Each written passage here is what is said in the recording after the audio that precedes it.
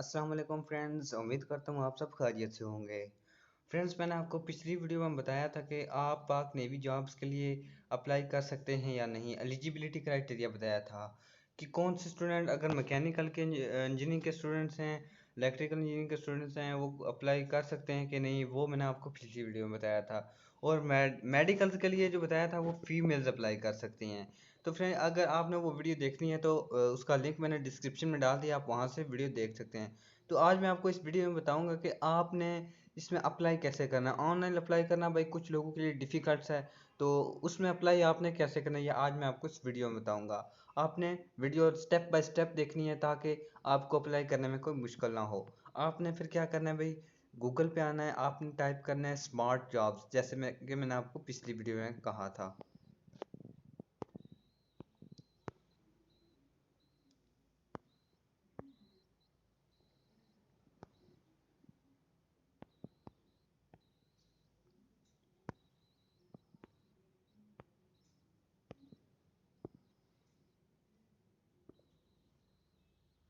इसके बाद भाई आपने इसकी जो फर्स्ट वाली वेबसाइट है www.smartjobs.pk, इसकी ऑफिशियल वेबसाइट है, ये आपने ये वेबसाइट ओपन कर देनी है।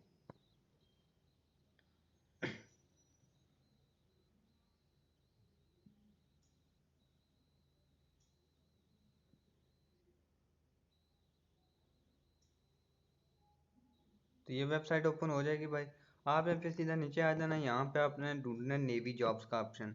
तो भाई ये आपको ऊपर नज़र आ रहा होगा सबसे यहाँ पे नेवी जॉब्स, आपने इसके ऊपर क्लिक कर देना है।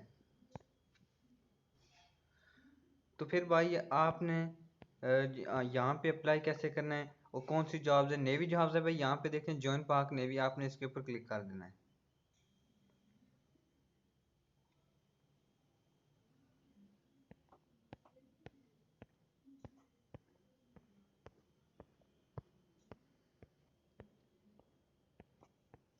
आपने सीधा नीचे आ जाना, यहाँ पे अप्लाई ऑनलाइन का ऑप्शन होगा, आपने उसके ऊपर क्लिक करना है यहाँ पे।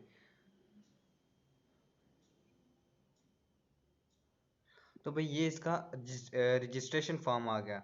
अब आपने इसको फिल करना है। फिल कैसे करना है ये आपने लास्ट तक वीडियो वॉच करनी है ताकि आपको फिल करने में कोई मुश्किल ना हो। तो सबसे पहले ये पूछ रहा है कि ब्रांच, आपके कौन से ब्रांच के स्टूडेंट हैं। अगर आप मेडिकल ब्रांच के हैं, अगर आप आईटी ब्रांच के हैं, अगर इंजीनियरिंग ब्रांच के हैं, तो आपने यहाँ से सिलेक्शन करनी है। तो फॉर एग्जांपल मैं यहाँ पे क्लिक करता हूँ, किस ब्रांच के स्टूडेंट्स आते हैं यहाँ पे। Operation branch marine, supply branch PN cadets, operation branch SSG, ये इंजीनियरिंग ब्रांच वेपन वाले, और ऑर्डिनेंस ब्रांच, ये मुख्तलिफ ब्रांच हैं। आप जिस ब्रांच के हैं यहाँ पे आपने सेलेक्ट कर लेना है। फॉर एग्जांपल मैं यहाँ पे आप कर लें कि मैं आईटी ब्रांच सेलेक्ट कर लेता हूँ, आईटी। फिर यहाँ पे इसका एलिजिबिलिटी क्राइटेरिया आ जाएगा, आपने ये लाजमी रीड करना है। यहाँ पे आईटी ब्रांच का एलिजिबिलिटी क्राइटेरिया के मेल मेल होना चाहिए, और 27 जो है उसकी एज होनी चाहिए, 27 ईयर। तो उसकी जो मेल की हाइट होनी चाहिए वो ये 5 फुट 4 इंच होनी चाहिए मिनिमम। तो क्वालिफिकेशन भी दे दी गई है, BCS, BSc, IT, MCS, MIT, यहाँ पे तमाम जो है इसकी दे दी गई है क्वालिफिकेशन। तो भाई आपने फिर क्या करना है, आपने अगर आईटी ब्रांच के स्टूडेंट हैं, आपने ये तमाम इसकी जो है रीड करके चीज़ें, उसके बाद आपने फिर सीधा नीचे आ जाना है। यहाँ पे भाई choose an induction in which you want to enrol, आप किस में इनरोल होते हैं। अगर सर्विस कैंडिडेट्स हैं, अगर सिविलियन कैंडिडेट्स हैं, तो आपने इन दोनों में से ऑप्शन चूज़ कर लेना है। तो भाई आपने जो भी आपको ऑप्शन है आपने उसे सिलेक्ट कर लेना है। तो सिविलियन कैंडिडेट्स को मैं यहाँ से सिलेक्ट कर देता हूँ। नीचे आ जाना है, नीचे आपने यहाँ पे मार्क्स एंटर करने हैं। तो आपने marks total clear marks enter करने हैं जो यूनिवर्सिटी की तरफ से डिग्री पे लिखे गए हैं, आपने वो मार्क्स यहाँ पे एंटर कर देने हैं। यहाँ पे 75%, ये मेन चीज़ है भाई, 75% से जिसके कम मार्क्स हैं वो बेशक अप्लाई ना करे। तो वो यहाँ पे रिक्वायर नहीं है, यहाँ पे जो दिया गया है मिनिमम 75% वाला बच्चा इसमें अप्लाई कर सकता है। तो फिर भाई यहाँ पे आपने अपना फुल नेम एंटर करना है।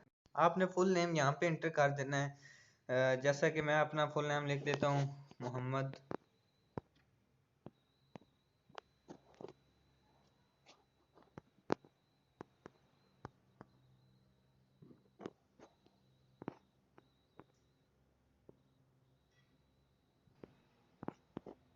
ये मैंने अपना फुल नेम एंटर कर दिया। तो उसके बाद भाई आपने क्या करना है, यहाँ पे CNIC अपना एंटर करना है। आपका जो भी CNIC है, फॉर एग्जांपल ये मैं लिखने लगा, आपने यहाँ से एंटर कर देना है।